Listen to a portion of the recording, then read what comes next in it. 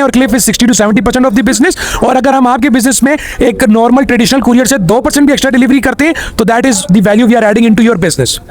अच्छा, ये आपने ना एक बड़ी अच्छी बात की है कि हमारी एक कम्युनिटी होनी चाहिए, तो हमने वैसे चैनल और फेसबुक ग्रुप दोनों बनाया हुआ है माशाल्लाह। 3000 4000 उसकी वो भी बढ़ गई है। तो अब हम इसकी ना व्हाट्सएप पे कम्युनिटी भी इंशाल्लाह स्टार्ट करने जा रहे हैं। उसका लिंक भी इस वीडियो की फर्स्ट कमेंट में पिन कर देंगे, तो आप ज्वाइन कर सकते हैं और डिस्क्रिप्शन में भी होगा, तो आप उसको जरूर ज्वाइन कीजिएगा। सवाल की तरफ चलते हैं। अहमद बिलाल मेरा नाम है जी। लास्ट बैठक भी मेरी पहली थी, this is the second time. 2-3 brands में चलाता हूँ, ज़्यादा बड़े नहीं है। And recently I have also shifted some of my load to ट्रांजो। सुना था आपके बारे में, तो मैंने कहा चलिए ये भी ट्राई करते हैं। मेरे 2 सवाल हैं बेसिकली कोरियर कंपनीज के बारे में, और दोनों ज़रा डिफरेंट है। एक तो ये है कि जो हैवी प्रोडक्ट्स हैं जिन ब्रांड्स की, मुझे अभी नहीं पता ट्रांजो इनको केटर करता है। लेट्स से मैं फर्नीचर बेचता हूँ, अब ये कुर्सी मैंने भेजनी है, मैंने बेड भेजना है, मैंने कोई ऐसी चीज़ भेजनी है, क्या आप उसको केटर करते हैं या नहीं? और दूसरा, ऐसे ब्रांड्स की लॉजिस्टिक स्ट्रेटजी क्या होनी चाहिए? क्योंकि चलें अगर आप दिन में कोई 1-2 कुर्सियाँ बेच रहे हैं तो शायद 1-2 कस्टमर आपको थोड़ा सा एडवांस पे कर देंगे। बट लेट्स से बड़े ब्रांड्स हैं, फॉर एग्जांपल, अब मुझे अभी कोई नाम भी नहीं आ रहा ज़हन में, but if there is a big brand जो कि दिन में 100 बेड्स भेज रहा है फॉर एग्जांपल, तो वो सारे तो सीओडी उसको एडवांस पेमेंट नहीं करेंगे और थोड़ी सी पेमेंट भी नहीं करेंगे। तो क्या सीओडी पे वाइबल है? चार्जेस का उनको क्या करना चाहिए? कोरियर कंपनीज पे काम कर रही हैं या नहीं? मतलब बेसिकली हैवी प्रोडक्ट्स के लिए ब्रांड की क्या स्ट्रेटजी होनी चाहिए लॉजिस्टिक? एक सवाल तो ये।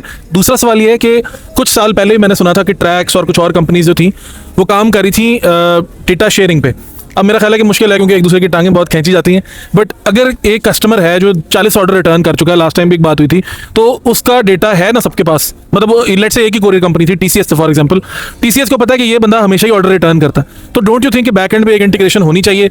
कोई उस पर अभी भी काम हो रहा है या नहीं हो रहा? मुझे ऐसा लगता नहीं हो रहा, बट चलें, आपको बेहतर पता होगा। सेकेंडली, ये चीज़ दोनों साइडों पर हो सकती है, कस्टमर साइड पर भी और कोरियर साइड पर भी, राइडर साइड पर भी। क्योंकि अगर राइडर भी कोई ऐसा है जो बार बार डाल देता है कि जी नहीं, वो घर सोते हुए मार कर देता है, तो उसको भी मार्क हो जाना चाहिए कि ये बंदा ठीक नहीं है, इसको इस इंडस्ट्री से निकालें।